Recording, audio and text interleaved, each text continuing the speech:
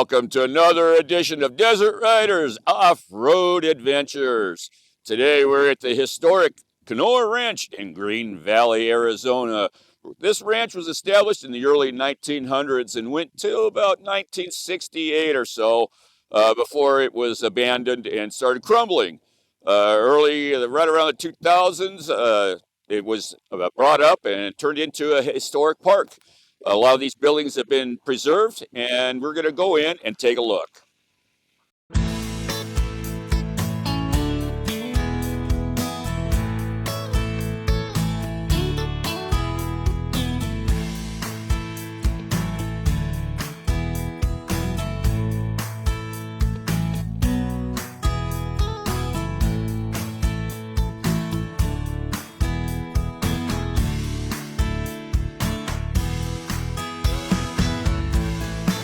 The Howell Manning Senior Residence, designed by Tucson architect John Smith in 1935, this 4,700 square foot adobe house was completed in 1936 for Howell Manning Sr.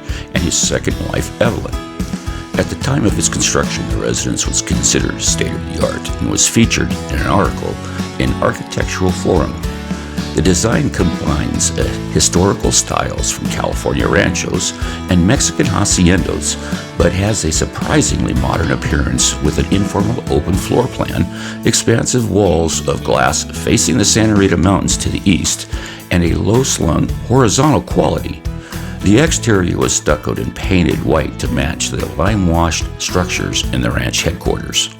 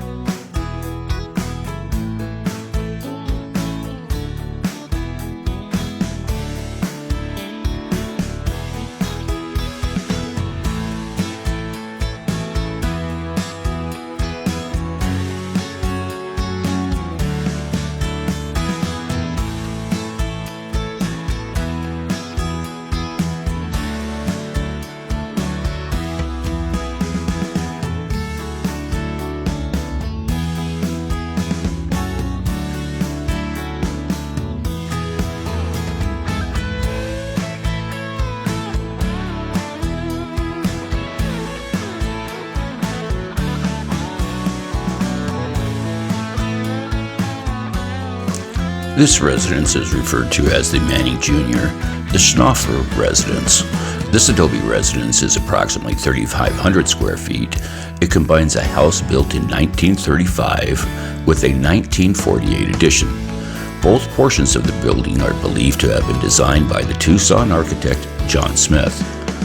Howell Manning Sr. constructed the original house for his two sons, Marklin and Howell Jr., in 1935. It consisted of two bedrooms on either side of a shared bathroom and a deep north-facing open porch.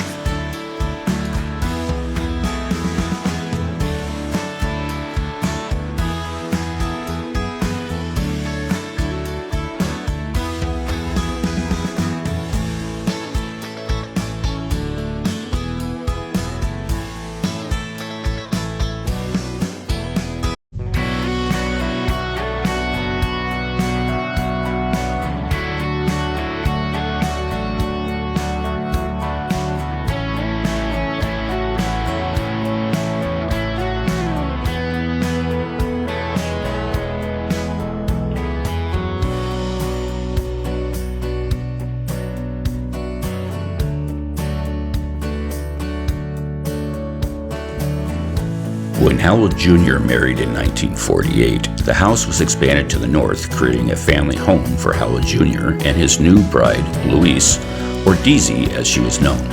The porch east of the bedrooms was enclosed to become a sunroom and extended off a new main entrance with a breezeway to an enclosed courtyard. Also added were a large living room with a natural rock fireplace, a dining area, and an expansive kitchen featuring Mexican cedar cabinetry and utility rooms.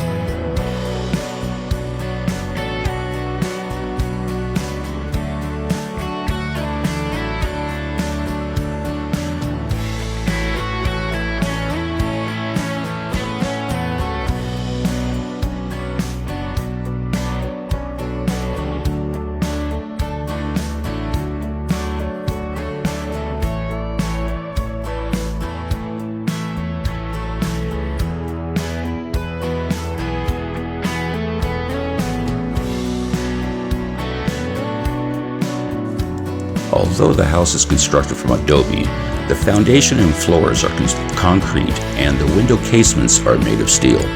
Like the Manning Senior House opposite the property, the gable roof is a departure from the Sonoran-style buildings and is covered with wood cedar shakes. In 1961, Howell Sr. and Evelyn, or Jinx as she was known, sold Canoa Ranch to their daughter Claire and her husband Bill Schnoffer. The Schnoffers made this building their home and ranched, farmed, and raised prize-winning horses and cattle throughout the 1960s.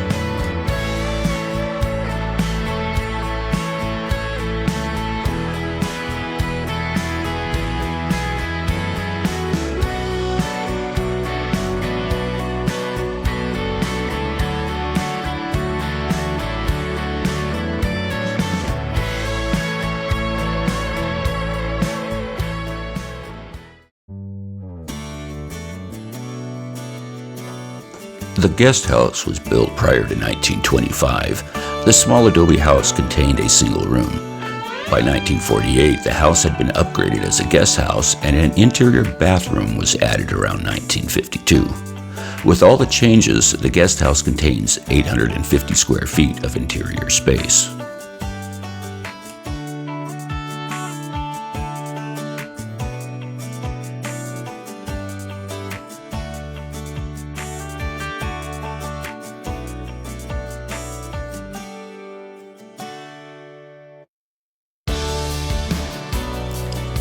And now we take a look at the grain room, blacksmith shop, and tack room.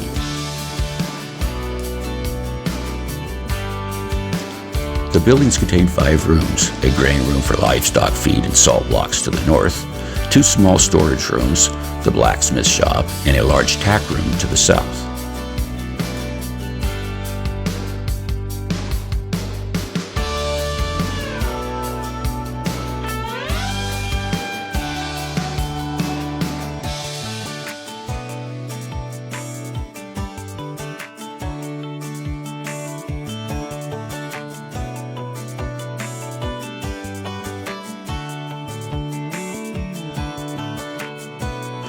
This 2,150 square foot building is one of the oldest at the Canoa Ranch and is at the heart of the historical working ranch.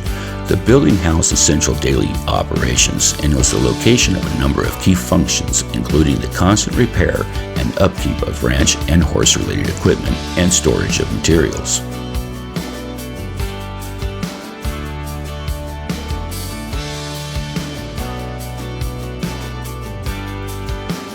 Architecturally, it represents a transition from Sonoran vernacular traditions to Arizona territorial building forms. It was constructed sometime between 1901 and 1915, made of 15-inch wide mud adobe bricks with a 14-foot high walls. Like other adobe structures at Canoa Ranch, it is covered in lime plaster and lime washed for protection. The doors and windows are made from wood, and the foundation and floors are concrete. The flat roof drains to decorative canales. The building is connected to the implement shed on the west and the Grijalva home and its courtyard on the east. Major structural repairs were made in 2007.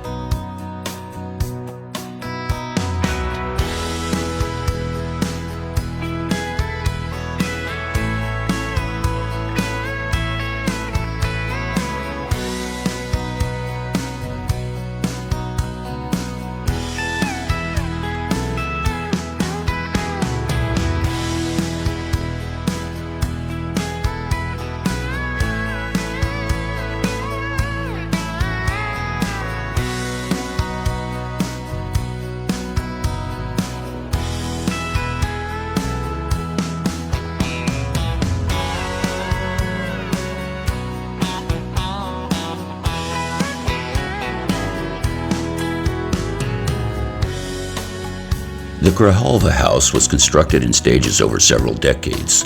The original portion of this residence was constructed around 1915. It contained barely 280 square feet and may have been a combination of a bedroom, living room, and kitchen. After 1935, the courtyard between this structure and the building to the west was filled in and enclosed to make a bedroom with a cold water shower stall. Later, the toilet room was added to the east. The completed 890 square feet consists of a living room, kitchen, a toilet room, and a bedroom with a shower stall.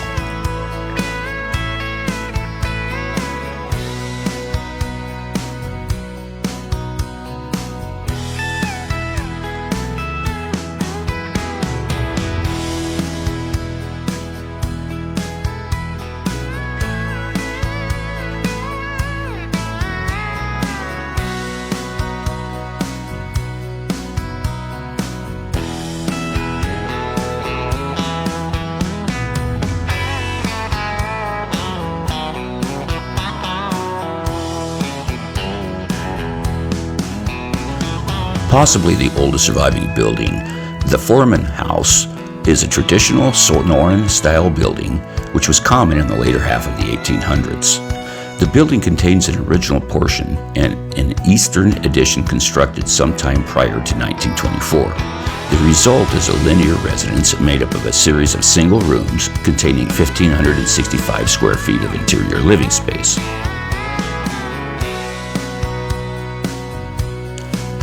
Although being only 1 story in height, the walls are some 18 feet tall. The purpose of such wall height was to aid in the cooling during the summer months. Even today, the temperatures inside the foreman's house can be 5 to 8 degrees Fahrenheit cooler than outside, aided by the thickness of the adobe.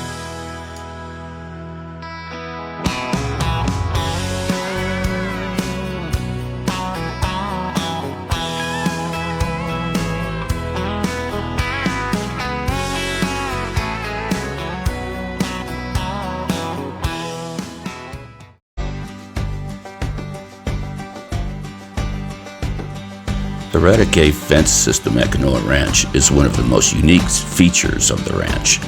It is considered some of the finest work in southern Arizona. Used since the Spanish colonial times, this style of fencing derives its name from the Spanish word radicar, meaning to fill. Pairs of mesquite posts are set approximately every 4 feet, 18 inches apart. Mesquite limbs are tightly laid to a height of 5 or 6 feet. At midpoint and top, posts are tied heavily with wire to prevent spreading.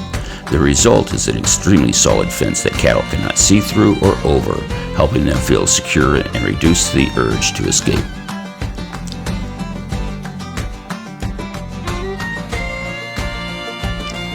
During the 1920s, Howell Manning Sr.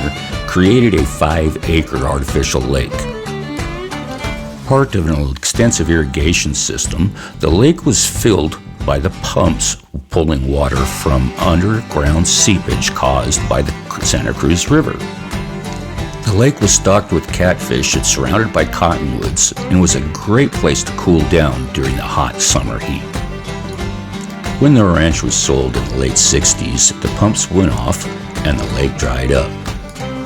The lake stayed dry until 2017 when the reconstruction began. First off, they reduced the size of the lake to 2.5 acres and then lined the lake to prevent further water loss.